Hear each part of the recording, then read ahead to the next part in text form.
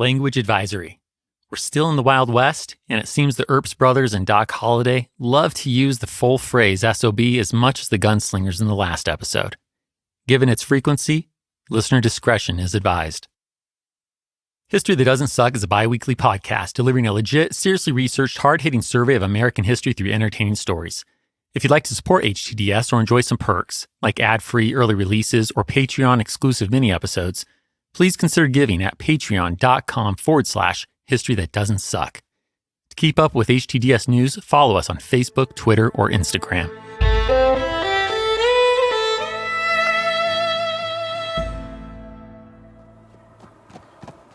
It's a hot summer afternoon in the Arizona Territory, likely May 29th or 30th, 1899. Two horseback desperados ride along the quiet road connecting the towns of Globe and Florence, preparing to rob the next stagecoach. Well, perhaps I should say soon-to-be desperados.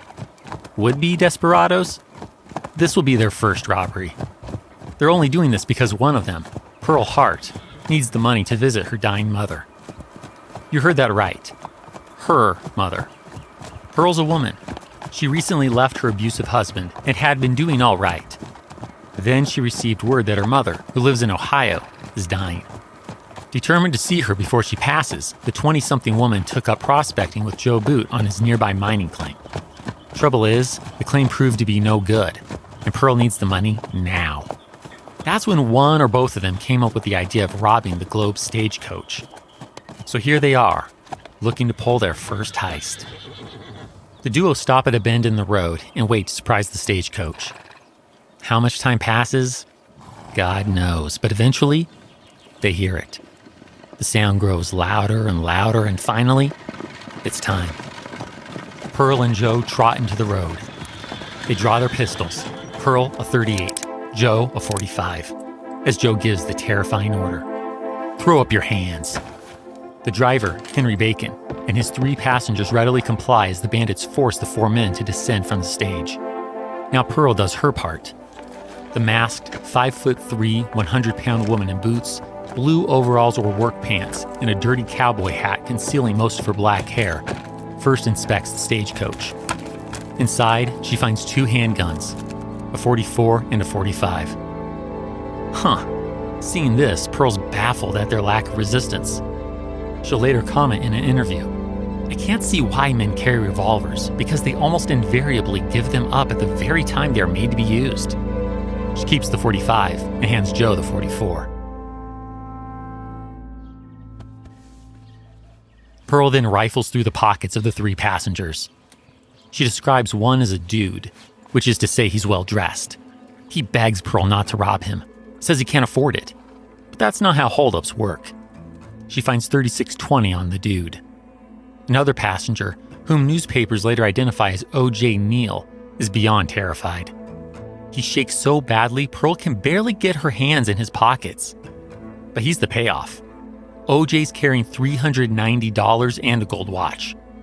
The last passenger is also gripped with fear. "I just scared him to death," Pearl will later say. She describes him as Chinese and nearly her size. He only has $5. As for the driver, Henry Bacon, he only has a few bucks. So Pearl and Joe decide not to rob him. They also give each exactly $1 for dinner, then tell them to be on their way and, quote, not to look back if they value their lives. Close quote. Hoping to cover their tracks, our 2 bandits ride through the desert as they make their way indirectly to the railroad at Benson. But it doesn't work. Only a few days after the robbery, Pearl and Joe wake up to find Sheriff William Truman's excited, Winchester-wielding posse surrounding them. Only days into their criminal career and 20 miles shy of Benton, the duo surrenders. The amateur bandits make headlines across the nation, especially Pearl. I mean, it's rare enough to hear of still operating stagecoaches, much less to hear of one getting robbed. And robbed by a woman? Jane Kirkham supposedly robbed stagecoaches in Colorado back in the 1870s, but that's all hearsay. Pearl is the first woman who's indisputably robbed a stagecoach. From San Francisco to New York, newspapers excitedly report on Pearl Hart, the tigress, the girl bandit, the woman bandit, the female bandit dressed in male attire, and so on. Though incarcerated, Pearl even does a full-on interview with this magazine out of New York called The Cosmopolitan. She enjoys her celebrity status, but it also backfires. While still awaiting trial, Pearl breaks out only to be recaptured because she's recognized from her pictures in the magazine. Guess she'll have to go to court after all. The trial happens next month, November 1899. The all-male jury deliberates and finds Pearl innocent. But why? Depends on who you ask. According to the El Paso Daily Herald, the gentlemen of the jury considered her impoverished circumstances and motivation to see her dying mother understandable.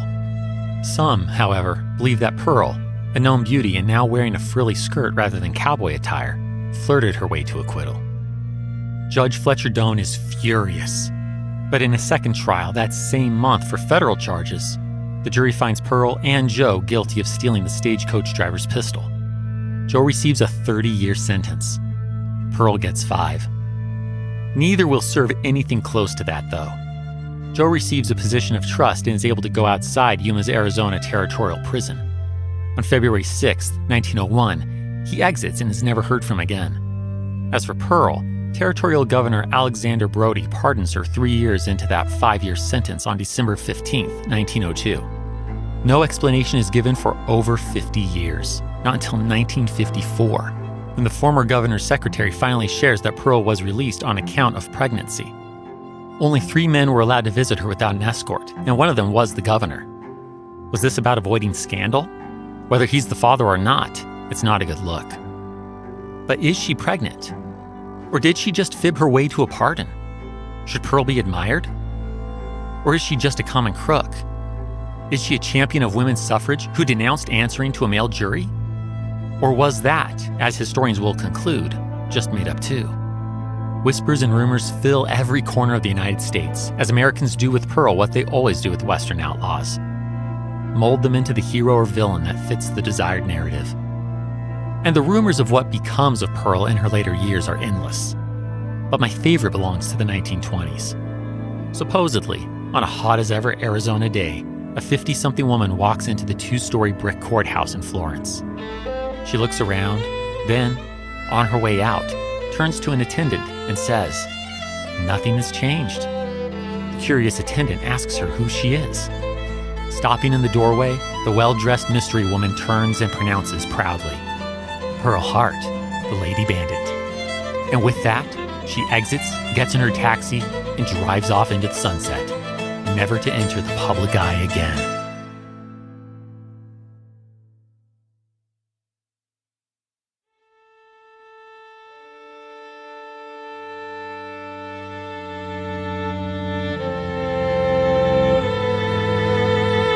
Welcome to History That Doesn't Suck.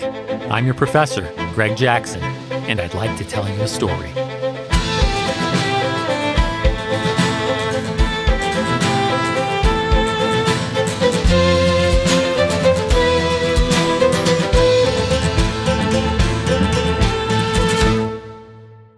Last time, we established how the Second Industrial Revolution was molding the American West, but we certainly didn't get to meet enough outlaws. Today, we remedy that. Building off of Pearl Hart, we have 3 more stops to make. First, we're staying put in the Arizona Territory's dry heat. We need to witness a shootout down in the mining town of Tombstone. From there, we're heading to Missouri to spend more time with Jesse James and his brother Frank. But are they really Western outlaws? Or are they pro-Confederate guerrillas fighting a long-over war? Or are they both? And finally, we'll meet the turn-of-the-century bandits that take the American West's gunslinging to South America. Butch Cassidy and the Sundance Kid. They'll leave us with more questions than answers. It's a lot to do, so let's get to it by heading 2 decades back to an earlier phase in Arizona's history. Rewind. A few years back, no one would have thought this arid patch of land in the southeast of the Arizona Territory would one day become a bustling city. When Ed Schieffelin started prospecting here among the Apache, soldiers warned him all he'd find was his own tombstone. Instead, he found a serious silver vein and in 1877 put Tombstone on the map. Prospectors flocked to the area, and saloons, gambling houses, brothels, as well as a few more respected businesses soon followed. Now, in 1881, Tombstone is a booming mine town. It's home to over 7,000 people and cranks out more than $5 million a year in precious metals. But like so many of these fast-growth towns in the industrializing West, Tombstone's short on law enforcement and has growing factions vying for control. Worse still, this conflict is haunted by the Civil War. On the one hand, we have the Republicans, who tend to be Northerners and city slickers. They don't like the law-breaking outlaws, or cowboys, as they're known, who have a penchant for rustling, or in other words, stealing, cattle. On the other hand, we have the Democrats. Typically Southerners and ranchers, most of them would be happy to point out that Tombstone's business elite don't mind when the cowboys' stolen cattle and other goods yield lower meat prices and more money to spend in the gambling halls. To them, the Northerners sound like a bunch of hypocrites. So there we have it. Tombstone's Republicans, city slickers, and Northerners versus its Democrats, ranchers, and Southerners.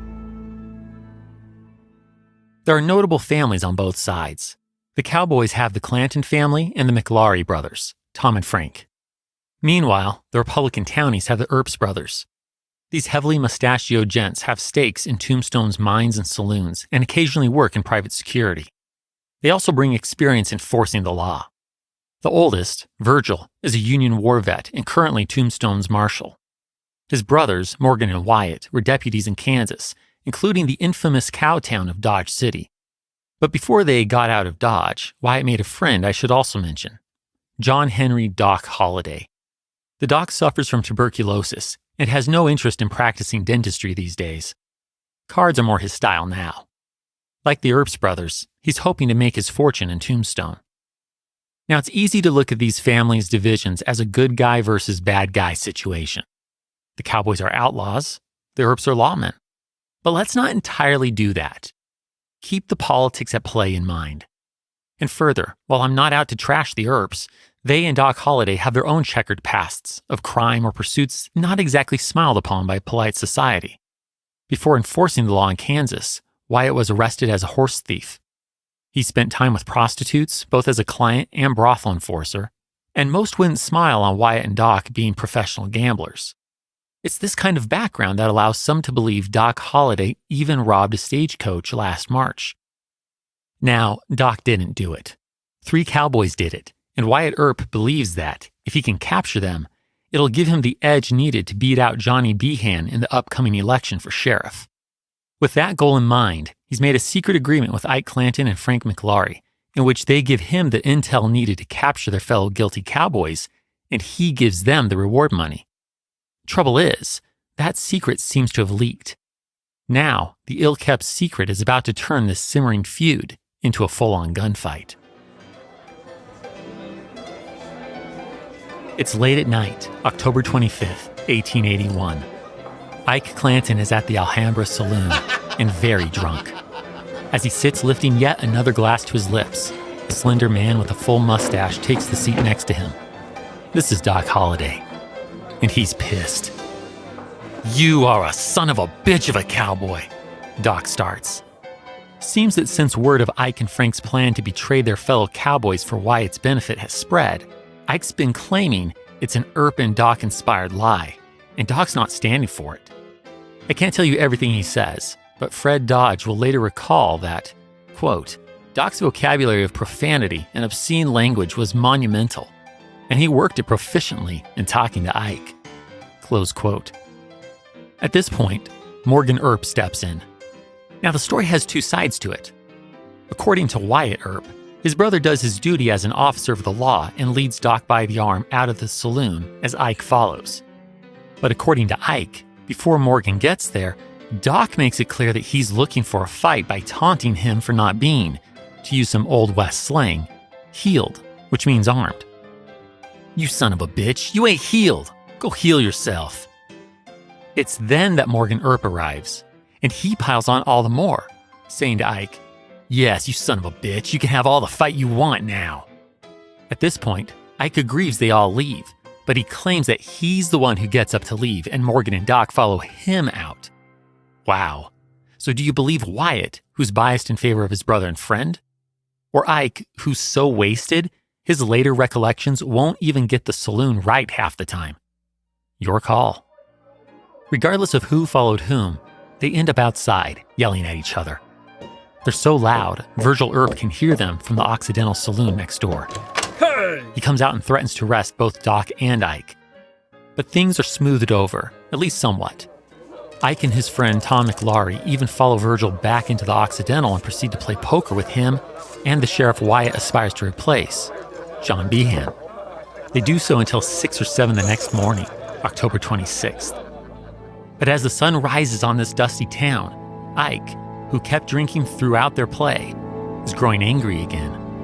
The inebriated cowboy breathes out more threats against Doc Holliday in Virgil's presence. The damn son of a bitch has got to fight. Exhausted, Virgil replies with a warning. Ike, I am an officer, and I don't want to hear you talking that way at all. I'm going down home now to go to bed, and I don't want you to raise any disturbance. But Ike doesn't listen. Instead, he gets his hands on a Winchester rifle and pistol, then goes into the streets to proclaim his intention to fight the Earps and Doc. Now, no one's taking him seriously, but waving guns around is a clear violation of City Ordinance Number 9, which forbids anyone other than law enforcement from being armed in town. So much for Virgil going straight to bed. He hits the cowboy over the head with his pistol, then disarms him. Virgil and his brother/fellow officer Morgan then take Ike to court as the final Earp brother, Wyatt, follows. Waiting to see the judge, Ike continues to threaten the Earps brothers, and Wyatt starts to lose his cool. It's uncharacteristic of this Earp brother to do so, but remember, this is just the latest episode in a long boiling feud. That's probably what's pushing him over the edge. Wyatt yells at Ike, "You cattle-thieving son of a bitch, and you know that I know you are a cattle-thieving son of a bitch. You've threatened my life enough, and you've got to fight." With that, Wyatt storms out, and as he does so, he bumps into Ike's friend, Tom McLaury. The former Dodge City officer now redirects his anger at this cowboy. "Are you healed? Right here, right now," Wyatt yells. He then slaps and pistol whips Tom. The cowboy falls to the ground, and Wyatt storms out. Okay, lots of anger building up this morning. But given Tombstone's strong honor culture brought here by Southerners, this morning's bold talk and altercations are likely more about posturing than real, deadly violence. So when Judge A.O. Wallace sees Ike, he merely fines the cowboy $25 plus $250 for court fees and sends him on his way. Early that afternoon, 19-year-old Billy Clanton and Frank McLaury ride into town. These are Ike's brother and Tom's, respectively. They're upset to learn the Earps have pistol-whipped both their brothers, but neither came here looking for a fight. Billy is here saying he just wants to find Ike and get him home. Unfortunately, the city is now full of paranoia, so a noted gunslinger Billy Claiborne starts hanging out with them, and they all head into George Spangenberg's gun shop. The Earps and many citizens assume these cattle herders are arming themselves to fight. Seeing this as an escalation, Virgil grabs the shotgun he keeps at Wells Fargo and Company for emergency situations.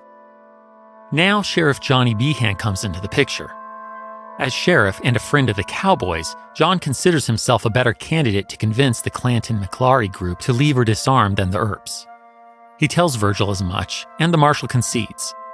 So, the Earps and the tense city of Tombstone wait as John goes to talk to his friends, now gathering by the old Kindersley, or OK, Corral. But the time drags. People begin to fill it with speculation. After all, wasn't Ike Clanton at the telegraph office earlier? What if he sent word for backup? Then there's the politics. Wyatt's running against Johnny for sheriff, and if Johnny disarms the Cowboys, that Democrat will be the hero. Can't have that. So are they really going to just stand here and wait to see how this plays out? Don't think so. It's time for these law-enforcing brothers to do some disarming and arresting. Doc Holliday notices the brothers as they head out. He hollers to Wyatt. "Where are you going? We're going to make a fight." "Well, you're not going to leave me out, are you? This is none of your affair." "That is a hell of a thing for you to say to me." "It's going to be a tough one. Tough ones are the kind I like." Virgil hands his shotgun to Doc Holliday, who conceals it under his coat. Doc in turn hands Virgil his cane as they all march together toward the OK Corral. the cowboys aren't technically at the OK Corral. I know, we all feel lied to, and you can probably blame the title of the 1957 film, Gunfight at the OK Corral, for that. They're at an empty lot near the corral's back, just off Fremont Street. And yes, it's named for the famed explorer, U.S. Senator, Republican presidential candidate, Union General, and railroad investor that we've met in more episodes than I can count, John the Pathfinder Fremont, who's just finished serving as Arizona's territorial governor. I know, this guy is everywhere in 19th century America. At any rate, it's now about 3 p.m., and the Earps brothers and Doc Holliday are stepping onto his namesake street. Sheriff Johnny Behan, who's still trying to convince the cowboys to part with their guns or leave, now approaches the four of them, saying he doesn't want trouble. In full martial mode, Virgil responds that he's going to disarm the cowboys. Johnny replies, "I have been down there to disarm them." Unfortunately, this is a huge miscommunication. While Johnny meant that he tried to disarm them, Virgil took that to mean he had succeeded. Their dark coats flapping in the breeze, all three Earps, Virgil, Morgan, and Wyatt, joined by Doc Holliday, approach the 15-foot wide empty lot between a small house and Fly's boarding house. What they see shocks them. They find the Clanton brothers, Ike and Billy, the McLaury brothers, Tom and Frank, but they didn't expect to find gunslinger Billy Claiborne and another friend, West Fuller. Worse still, they see guns. Billy and Frank are wearing pistols. There are also 2 horses here, each with Winchester rifles holstered on them. "Son of a bitch," a surprised Wyatt mutters.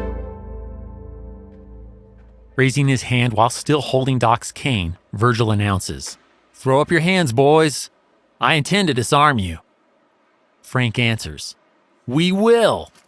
He and Billy reach for their pistols, leading Wyatt to reach for his, and Doc to pull out the 10-gauge. "Hold? I don't mean that," Virgil exclaims, still with nothing more in his hand than Doc's cane. The holding ain't gonna happen. 2 pistol shots ring out. The cowboys will later say that both came from Earp pistols. The Earps will say young Billy Clanton fired one. Either way, only one person is hit. Frank. Wyatt shot him right in the stomach. So many things now happen, if not at once, close to it. The cowboys' 2 unarmed friends clear out. Tom moves toward a spooked horse. Whether he's reaching for a rifle or taking cover, we'll never know for sure. Ike, also unarmed, rushes forward and grabs at Wyatt. "The fight's commenced. Go to fighting or get away," the famous Earp brother yells as he shoves Ike off. Ike does run. He runs like hell. And as he flees, approximately 30 shots are fired in the next 30 seconds. Frank McLaury is dead. Filled with Doc's buckshot, his brother Tom soon passes as well. Teenage Billy Clanton struggles on for a bit longer, but he too is soon gone. All 3 will be buried in Tombstone's Boot Hill Cemetery. As for the other side, Doc Holliday's got a grazed hip, Virgil got a bullet in one calf, Morgan has the most serious wound. A bullet entered his right shoulder, chipped a vertebrae, and exited his left shoulder, while Wyatt Earp alone remains unscathed. These casualties aren't the full picture, though. After the courts clear the Earps and Doc Holliday of any wrongdoing, the next few months see vigilante attacks on the Earps. Virgil is shot and permanently maimed. Morgan is shot dead through a saloon window. The Clanton family is suspected, and Wyatt, now a deputy U.S. Marshal himself, responds by deputizing Doc Holliday and seeking his own vengeance by killing some cowboys. Yeah, that 30-second exchange of bullets casts a long shadow, and clearly, it didn't settle the feud. I have a bit more analysis, but let's not get ahead of ourselves. We have more outlaws to visit. Though it stands to question if the next one is so much an outlaw as a pro-Confederate bushwhacker fighting an already settled war. Or is he both? This is Jesse James, and to appreciate his story, we have to meet him as a Missouri teenager in the middle of the Civil War. Rewind.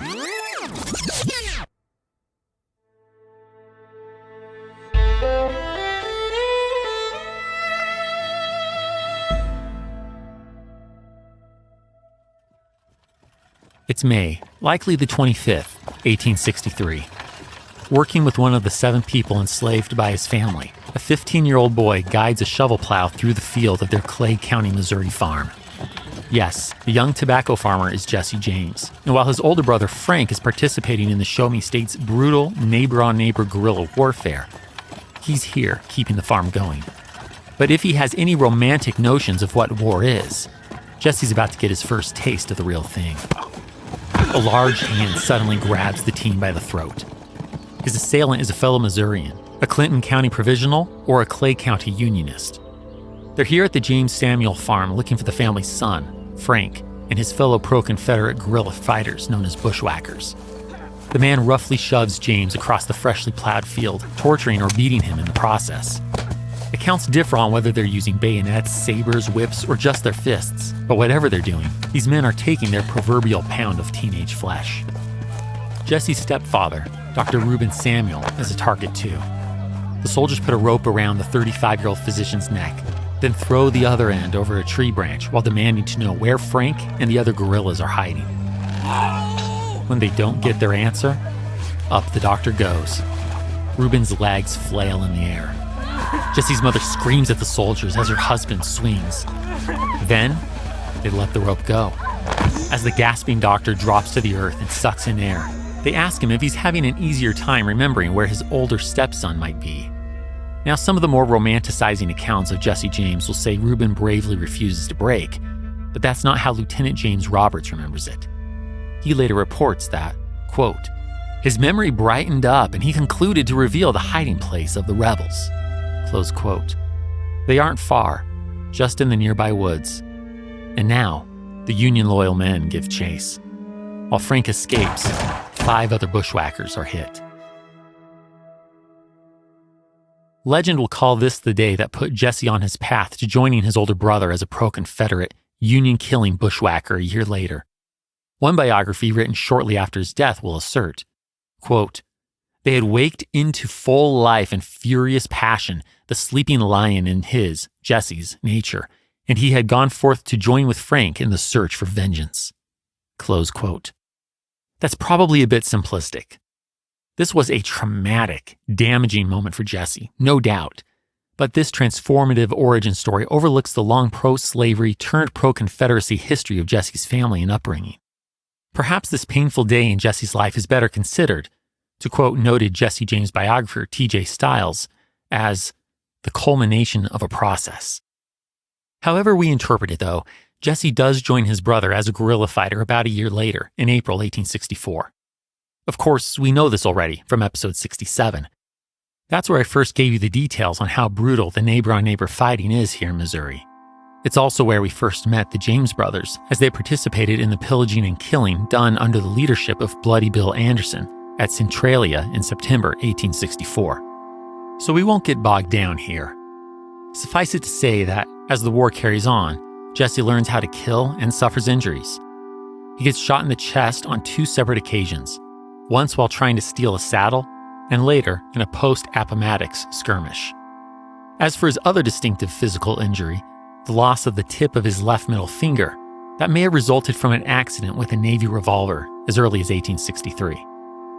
But as the war ends for the nation, it doesn't for the James brothers.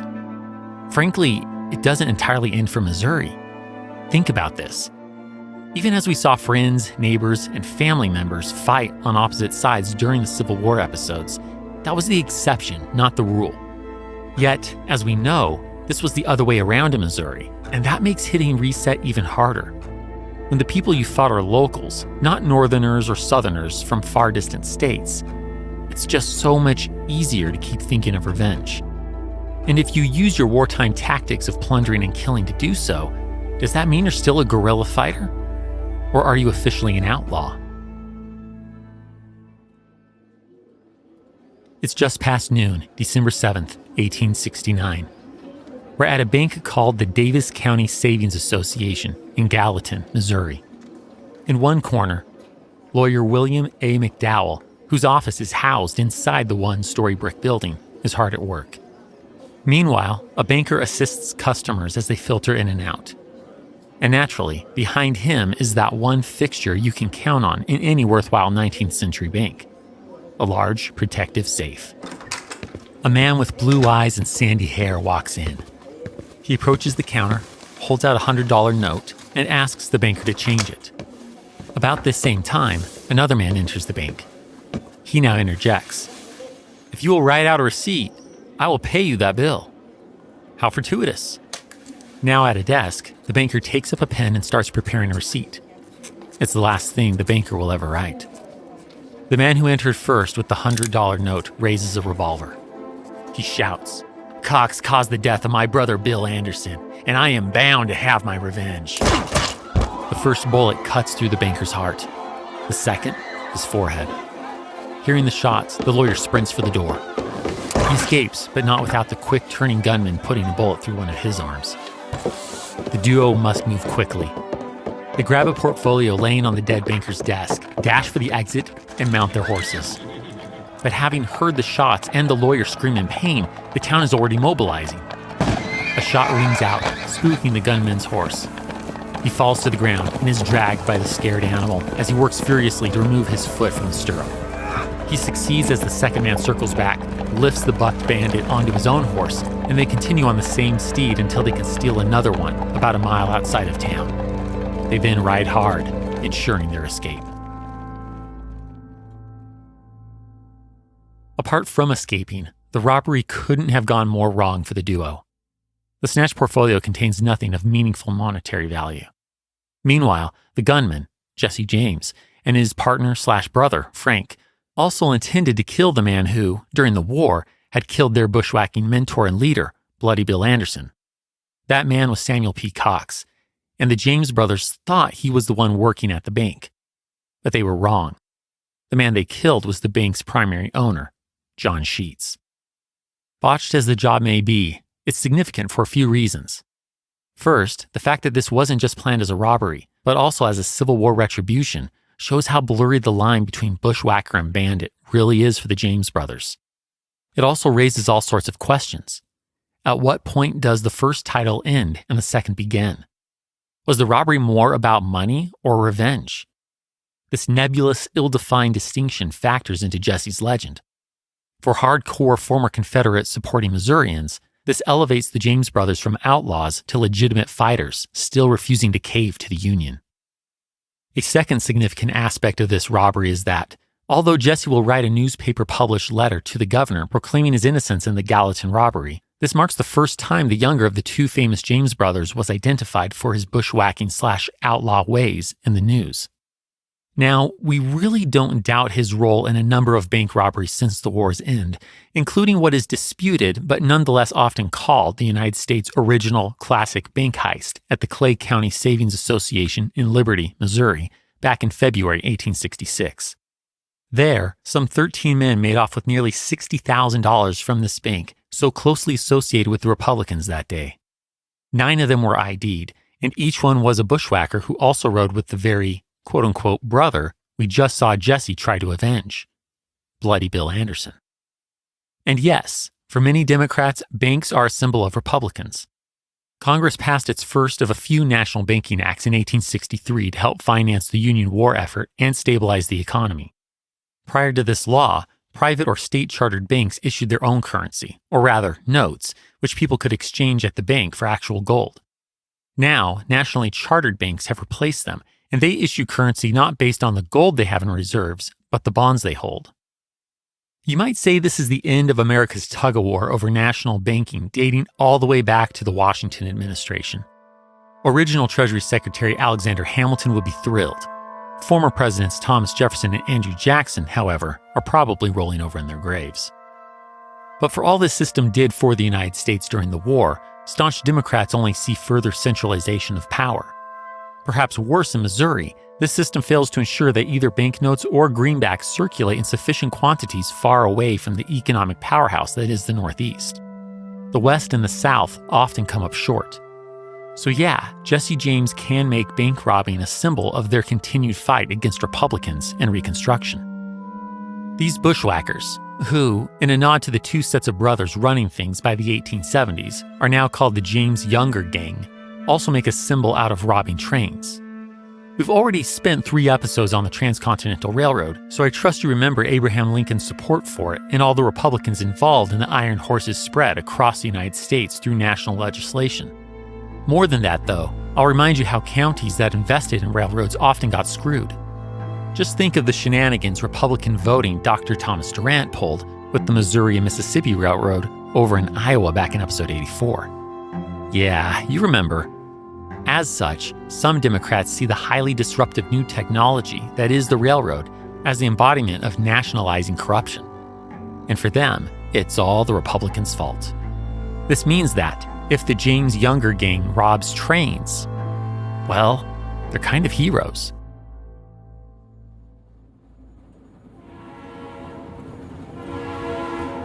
It's about 8:30 p.m., July 21st, 1873.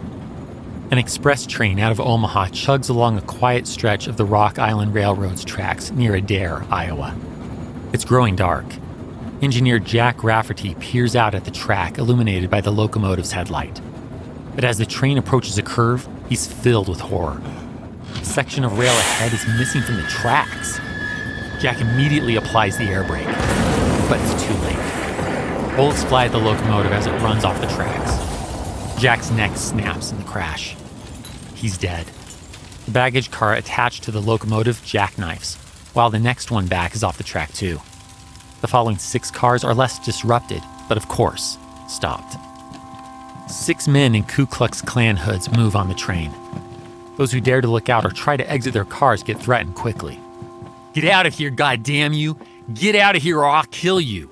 2 bandits armed with Navy revolvers holler at Superintendent H.F. Royce, who, though bleeding badly from his bashed-up nose, still tries to look into what's going on. 3 bandits enter the express car. One removes his hood. Sandy hair, blue eyes. It's Jesse James. He puts a gun to express messenger John Burgess's head and states as a matter of fact, "If you don't open the safe or give me the key, I'll blow your brains out." John doesn't hesitate to produce the key. The safe contains just over $2,000. The rest of the wealth is in bullion bricks from Western mines and too heavy to take. That's disappointing. They expected much more cash. The 28 elite Chinese passengers going to New England for college are riding in the last sleeping car. Remarkably, they're rather undisturbed. This isn't the case for those in the passenger cars, though. Women and children scream, wondering if they're about to die. One passenger musters up the courage to ask a bandit if they do indeed intend to kill the women and children. The hooded man responds, "If you get back, we won't hurt you. We are no petty robbers. We are big robbers. We take from the rich, from those who are able to lose, for the use of the poor. We are Grangers, by God." The whole robbery only takes 10 minutes. The bandits then take their disappointingly small loot from the express car and ride off into the night. So the James Younger gang has now added robbing trains to their repertoire. And here, we can see the bushwhacker legacy at play. That last comment is telling. They are Grangers, the bandits said, which is a reference to a political movement among farmers fighting against the railroads gouging them on transportation costs. And the taking from the rich for the use of the poor bit? While the public has dubbed many bandits as a type of Robin Hood, only Jesse James and his gang managed to craft that identity so successfully. And as for the Klan hoods, well, that in and of itself says much about the gang's political views. Now, whether Jesse is actively crafting that Robin Hood identity is a good question. He writes letters, which the former secessionist newspaperman John Newman Edwards loves to publish as editor of the Kansas City Times. John also writes his own editorials glorifying Jesse, even as the Pinkerton Detective Agency tracks him and the James Younger gang. Eventually, the gang splits, and Jesse spends some time in Tennessee before returning to Missouri with a new gang in 1879. But with Reconstruction over, America begins to forget that Jesse is a bushwhacker. He's seen more as one of these Western outlaws. But even as America's memory shifts, there's one thing that can solidify his fame and make Jesse unforgettable: an early and sudden death. It's the morning of April 3rd, 1882.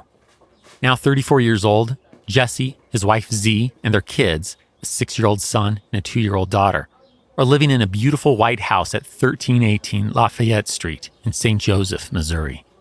Jesse puts on a good front, but lives in a state of paranoia. Many former gang members are dead or arrested at this point, and he knows the law is closing in on him. So Jesse has the Ford brothers, Charlie and Bob, living here to keep him company and help protect him. It's the wrong call. Bob's made a deal with the governor. If they take down Jesse, there's a pardon and reward to come. Charlie and Bob intend to kill him. Jesse and Charlie are just coming back in the house. They've been out feeding and grooming the horses, and it being a rather hot morning and all, Jesse's feeling it. It's an awful hot day, he notes while removing his coat and vest. He places them on the bed. Of course, if he's going around without his coat, someone could see his guns, and that might give away the man hiding here in plain sight. He continues, I guess I'll take off my pistols, for fear someone will see them if I walk in the yard. He places his belt and holstered guns, a Smith & Wesson and a Colt, on the bed as well. Jesse's with the Ford brothers in the main room. His wife and children are in the kitchen. Jesse's blue eyes fall on the pictures hanging on the wall. A bit dusty. The bushwhacker grabs a brush, pulls a chair up to use as a stepping stool, and proceeds to dust one of the pictures. The Fords finally see their chance. With Jesse's wife and children in the other room, Bob shoots the famed, unarmed outlaw in the back of the head. At the time of Jesse's death, Americans are as likely to know his name as they are to know the current U.S. president, Chester Arthur. Yet perhaps Bob's deadly bullet also gave the bushwhacker immortality. Decades from now, when his fellow gang members and this one-term president begin to fade from public memory, Jesse won't. There's more that can be said about Jesse. But as this era of larger-than-life outlaws is drawing to a close, there's one last duo I want you to meet first. They're going to take train and bank robbing right into the 20th century and send the Pinkerton Detective Agency on an international manhunt. Ladies and gentlemen, I give you the leaders of the Wild Bunch, Butch Cassidy and the Sundance Kid.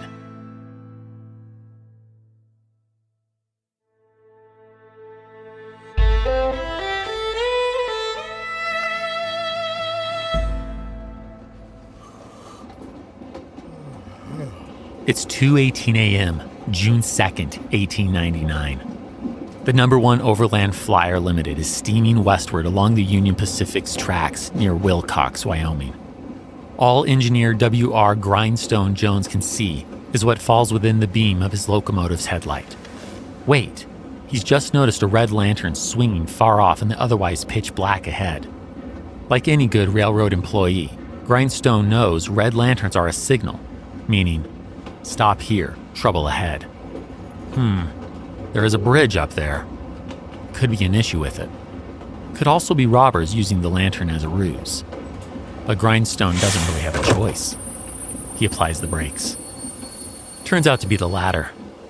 As the train comes to a halt, 2 or 3 masked men jump onto the locomotive, then order the engineer and fireman to pull the train across the bridge. When Grindstone refuses, one of the bandits strike him across the head with a revolver. These bandits will get their way. The train moves over the bridge. Just as it reaches the other side, though, a new surprise comes. Exploding dynamite. The bandits have just blown out some of the bridge's support beams. Now they can rob their target in full confidence that the next train, which they know is only trailing by 10 minutes, can't offer their victims assistance. The passenger cars are uncoupled from the rest of the train. Then the robbers order the locomotive forward once more. It's a good thing. What these bandits have planned could hurt a lot of people if not for the distance. Here, some accounts assert that 4 more bandits join in, bringing the gang to a total of 6. They order 2 clerks to open the mail car door. Both refuse, but that's fine. The bandits have more dynamite. The door comes clean off its hinges, allowing the masked desperados to enter. There's nothing of value here, though.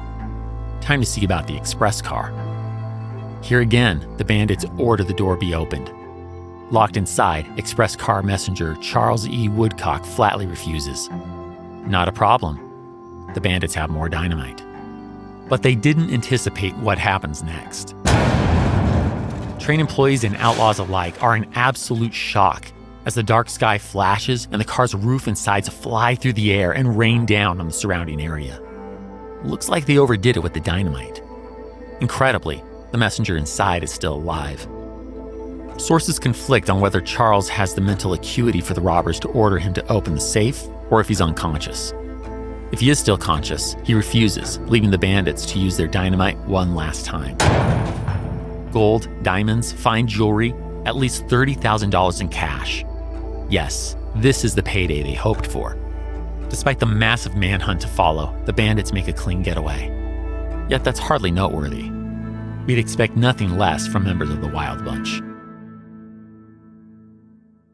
One of the bandits that carried out the Wilcox train robbery, as this heist comes to be known, was the Sundance Kid. His dear friend and partner in crime, Butch Cassidy, was not. It's possible Butch had a promise to keep. Back in January 1896, Wyoming Governor William Richards had pardoned him 18 months into a 2-year sentence for horse stealing. Supposedly, Butch obtained that pardon through his incredible honesty.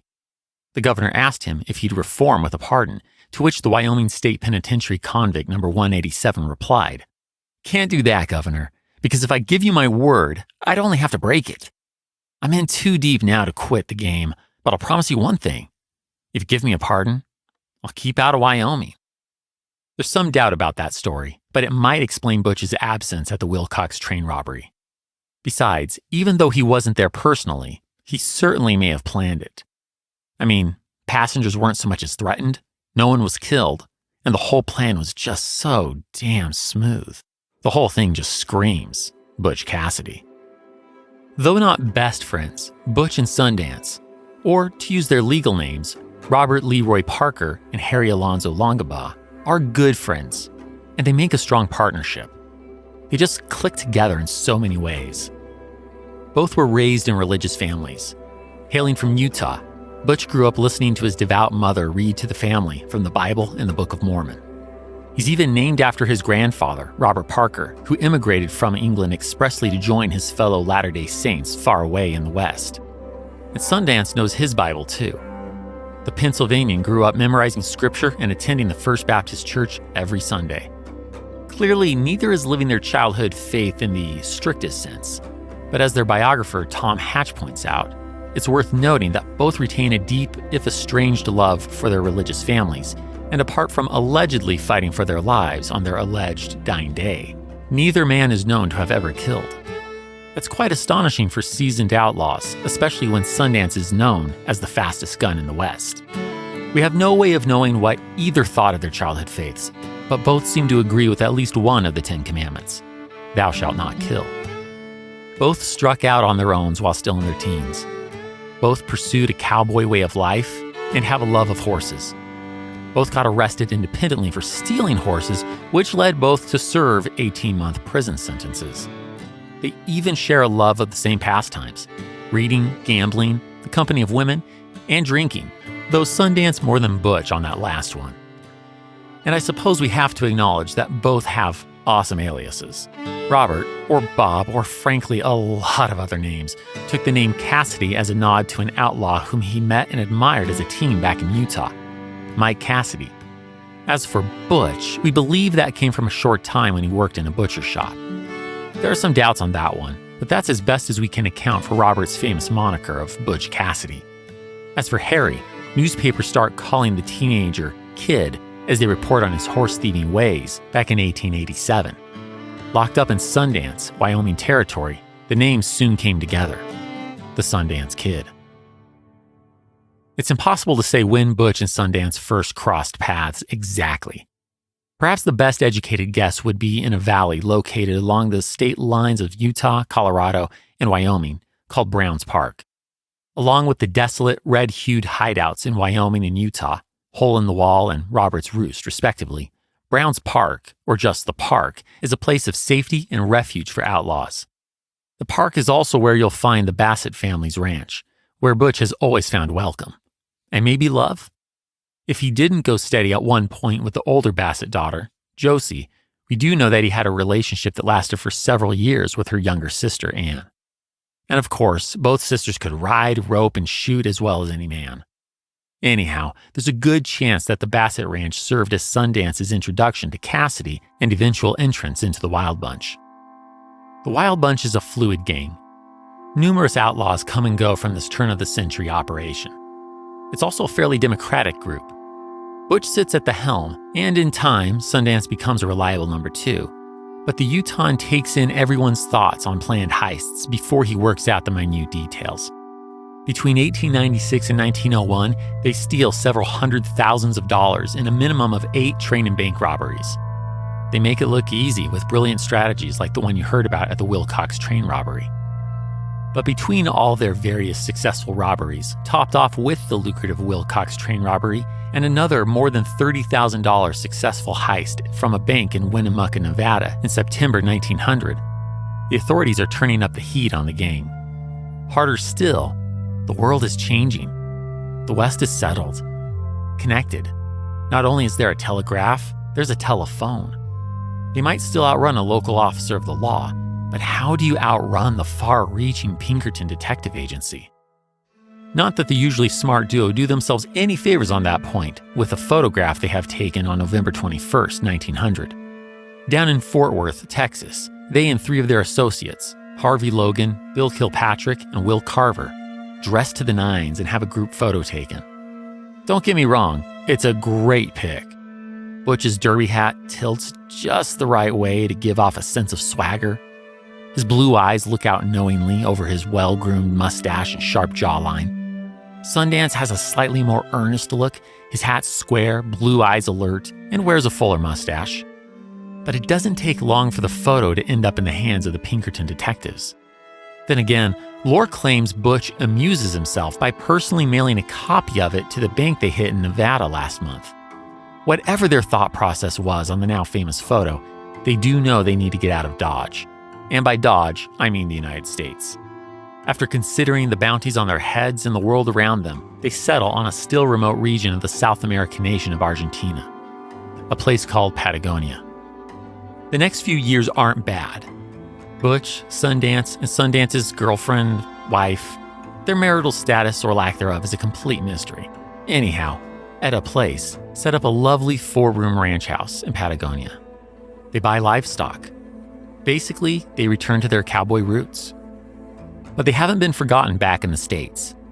The Pinkerton Detective Agency has learned of their whereabouts by intercepting and reading Sundance's letters to his family back in Pennsylvania.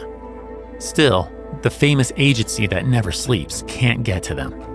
Extradition is tricky, expensive, and frankly, the railroad companies and others robbed by Butch and Sundance are more than happy to just let them be. Why bring them back to the United States? Let them stay thousands of miles away. So the 3 continue to live their lives rather peacefully. Sundance and Etta even make a visit to the US between late 1903 and early 1904. But their peace isn't going to last. On February 14, 1905, 2 Americans head into the bank in the Argentine town of Rio Hageos. Armed with Colt .45 revolvers, they force bank manager Arturo Bishop to pack a small fortune into canvas bags. The 2 then dash out, mount their horses, and ride off. They weren't Butch and Sundance, but thanks to the Pinkerton Agency's wanted poster, Buenos Aires police are sure the 2 American men are the ranching duo in Patagonia. Suddenly, Butch, Sundance, and Etta are on the run, relying on local friends to sell their possessions. Butch had tried to go straight at least twice previously. In 1899, he had a meeting with the governor of Utah to talk amnesty. It didn't work out. Shortly thereafter, Butch had a brief, indirect dialogue with Union Pacific officials about giving up train robbing to do some train protecting. The face-to-face meet got screwed up when bad weather delayed the UP's negotiators to their parley, and Butch bailed, fearing he was being set up. Once again, Butch's lesson here was that there's no such thing as going straight. Not for him. On the run, Butch and Sundance returned to robbing. With the help of 2 others, they hit a bank about 400 miles west of Buenos Aires in Villa Mercedes on December 19, 1905. The 4 make off with quite a take, but one robber is hit in an exchange of gunfire. Was this Etta? She disappears from Sundance's life at this point. Could she have been hit and killed? Author Tom Hatch doesn't argue this as definitive by any means, but floats it among all the many speculations of where she goes from here. Fact is, we don't know and never will. The only thing for certain is that Etta disappears from Sundance's life. Butch and Sundance find regular employment here and there, most notably at the Concordia tin mines. but they're forever on the run. And we think it all comes to an end 3 years after that bank robbery in Rio Hageos. It's November 6th, 1908. 2 American highwaymen who very politely robbed 3 men transporting payroll for the Arameo silver mine a few days ago are now in the village of San Vicente, Bolivia. At the high-up elevation of 14,500 feet, it's cold and windy, not the type of place to spend the night outside. They inquire for a place to stay. The town's mayor, Cleto Beyot, tells them that the village doesn't have a hotel, but they're welcome to stay in a spare bedroom at the home of Bonificio Casasola. That'll work. The 2 give their host some money and ask for sardines and beer. He goes to get their requested meal, but the mayor, who's gotten word of a recent payroll robbery, goes to inform the 4-man military patrol looking for said robbers now in the village. With gun drawn, soldier Victor Torres approaches the American's room, but one of them sees him. A fast draw, he grabs his 6-shooter and fires at the soldier, striking him in the neck. It's a mortal wound, but Victor manages to get a few more shots out as he bleeds, staggers, and falls back on the patio.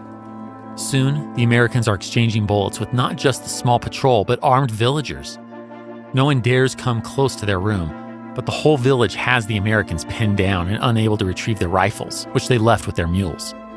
This goes on for maybe 30 minutes. The mayor hears what he calls 3 screams of desperation, then silence. Apart from one officer who fires a single shot around midnight, all remains quiet until the morning. At 6 a.m., Captain Justo Concha decides to try moving in. Entering the room, he and his men find the Americans are dead. Both had been hit in the arms, but the fatal headshots were clearly self-inflicted. It seems the Baptist and the Mormon had finally taken life. Yesterday, Sundance's shot killed the soldier. And from the look of things, Butch took on the onerous task of dispatching his friend, and then himself. Pearl Hart, the Earps brothers and Doc Holliday, Frank and Jesse, Butch Cassidy and the Sundance Kid. Every single one of these bandits or sets of bandits have sparked the American imagination. Pearl was certainly no hardened criminal. Yet, her single failed stagecoach robbery allowed her to be reimagined as Arizona's female Robin Hood in dime novels. Likewise, the Earps brothers and Doc Holliday get sanitized. Once again, I don't want to overreach in this narrative. I'd hardly call them villains, and personally, I still root for them. They just weren't the knights in shining armor some depictions have made them out to be. Turning the gunfight near but not at the OK Corral into a simple story of good versus evil comes at the expense of seeing the political tensions and human failings on both sides. Then there's Jesse James. A bushwhacker as much as an outlaw, I consider him more a piece of Civil War history than the West.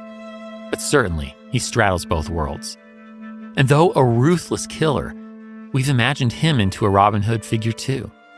His killer, Bob Ford, thought he'd become a hero. Yet, not quite.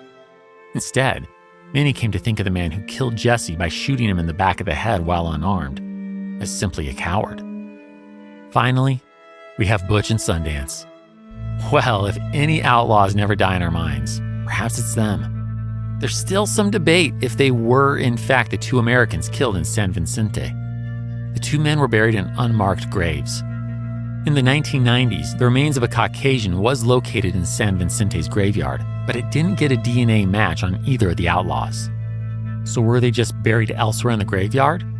Or did they survive and continue to live incognito?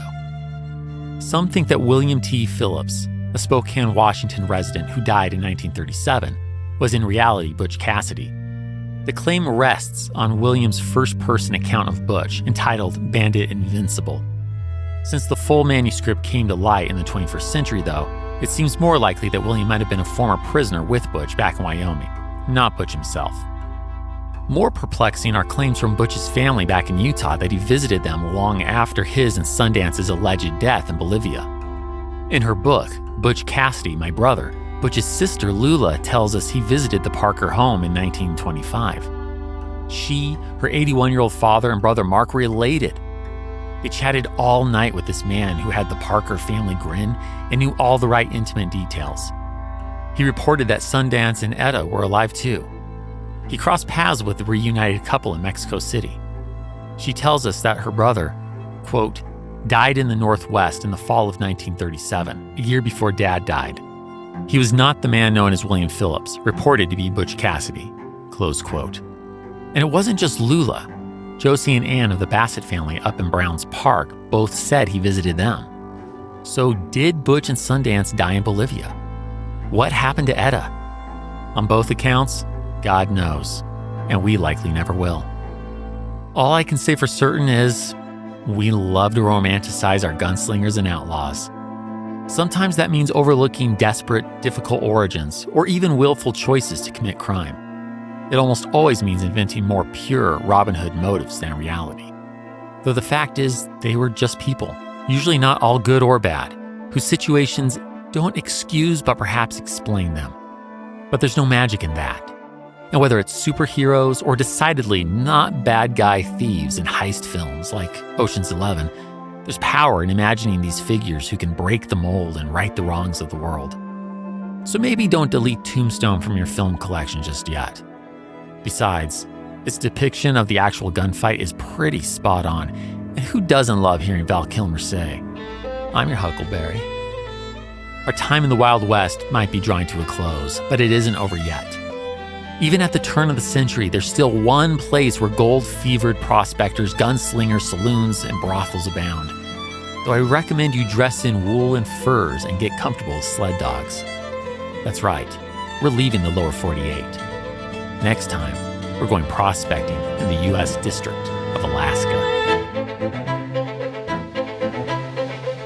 History That Doesn't Suck is created and hosted by me, Greg Jackson. Episode written and researched by Greg Jackson. Additional research by Ryan Griffith, Will Keane, and Jack Keane. Production by Airship. Audio editing by Molly Bach. Theme music composed by Greg Jackson. Arrangement and additional composition by Lindsey Graham of Airship. For a bibliography of all primary and secondary sources consulted in writing this episode, visit htdspodcast.com. HTDS is supported by fans at patreon.com/history that doesn't suck. My gratitude to you kind souls providing funding to help us keep going. Thank you. And a special thanks to our patrons whose monthly gift puts them at producer status. Fox Carr Barrett, Will Caldwell, Christopher Cottle, Jason Karstens, Bryce Chaplin, John Frugal Dougal, Bob Drazovich, Joe Dobis, Duke Dukelis, Michael and Rachel Ercolini, Peggy Estrada, Diego Fletas, Andrew Fortunati, Lee Goldman, Bryce Hancock, Jennifer in Houston, Brad Herman, Jeremy James, Dex Jones, Aaron Lapellis, Chris Mendoza, Jeffrey Moots, Fox Osborne, Amanda Parker, Christopher Pullman, Sean Reagan, John Schaefer, David and Alexander Sharp, John Savage, Scott Slaymaker, Bill Thompson, Brandon Unheim, TJ Walker, and Jeffrey Watts. Join me in 2 weeks, where I'd like to tell you a story.